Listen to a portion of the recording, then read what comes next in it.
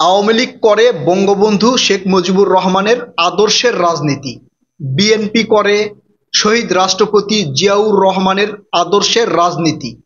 কিন্তু ১৯৭১ সালের পর থেকে এই পর্যন্ত বেশ কিছু রাজনৈতিক নেতা বাংলাদেশ পরিচালনা করেছে।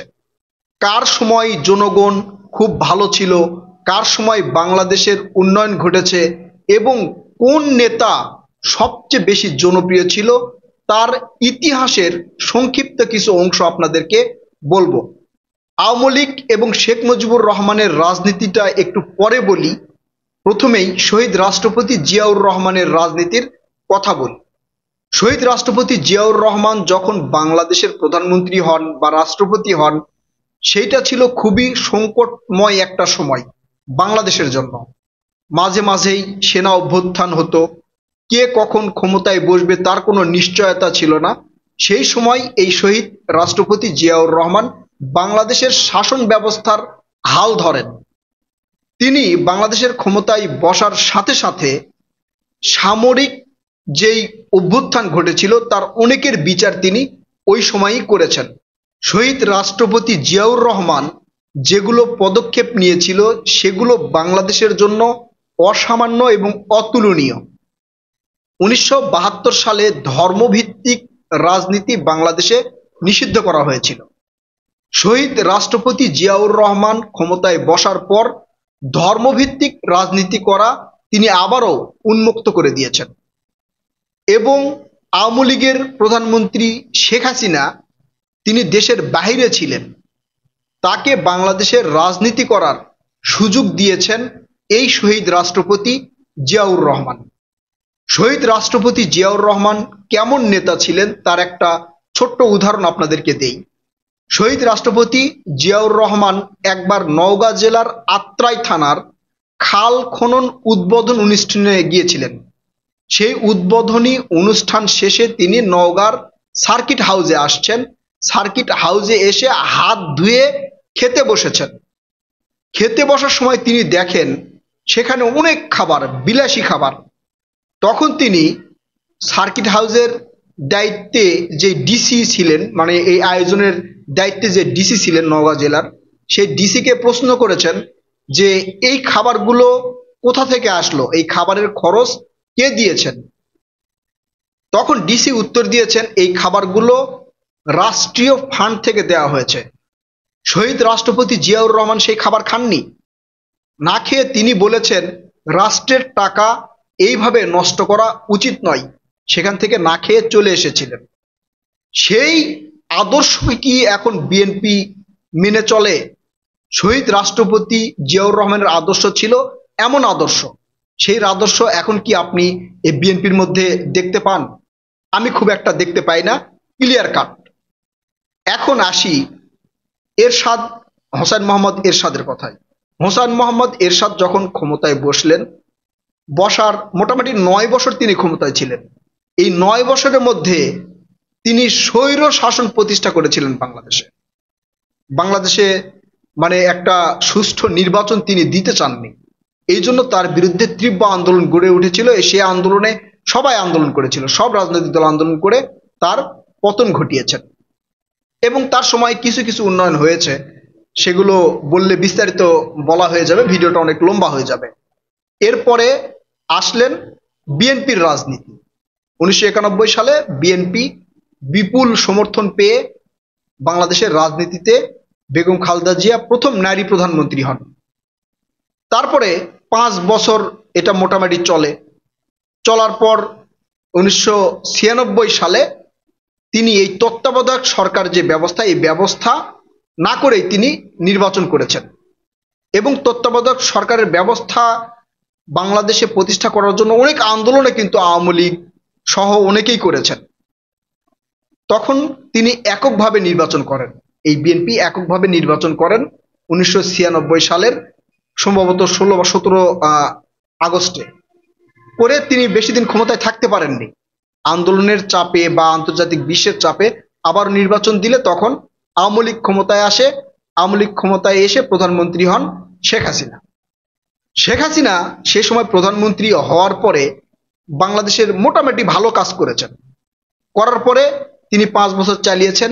এরপরে আবারও 2001 সালে বিএনপি ক্ষমতায় আসলেন।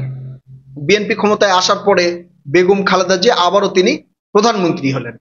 প্রধানমন্ত্রী হওয়ার পরেই এই বিএনপির প্রতি নানা অভিযোগ তখন শুরু হয়ে গেল। হাওয়া ভবন থেকে শুরু করে তারপরে এই যে বিদ্যুতের দুর্নীতি, এখন অনেকেই মানে আজে বাজে ভাষায় বলেন খাম্বা তারেক, যদি এটা বলা ঠিক নয়, কারণ প্রথম ইলেকট্রিকের খাম্বাই কিন্তু ওই সময় বসানো হয়েছিল।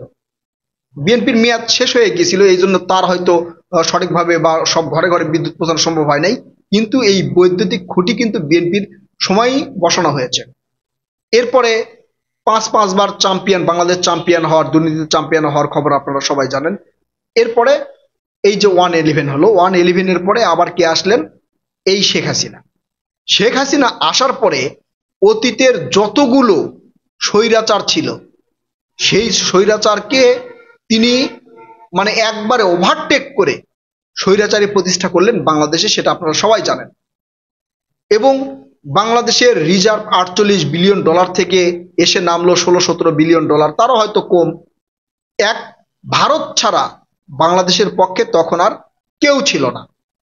এরপরে আওয়ামী লীগের আর কি কি করেছেন আপনারা জানেন, খুন, গুম, ধর্ষণ, মানে গুমের রাজনীতি শুরু করেছে হচ্ছে এই আওয়ামী লীগ। এমন কোনো অপকর্ম নেই আওয়ামী লীগের সময় হয় নাই, এই আওয়ামী লীগের 15-16 বছর। এরপরে আওয়ামী লীগ তো বাংলাদেশে কিভাবে চলে গেলেন আপনারা দেখলেনই।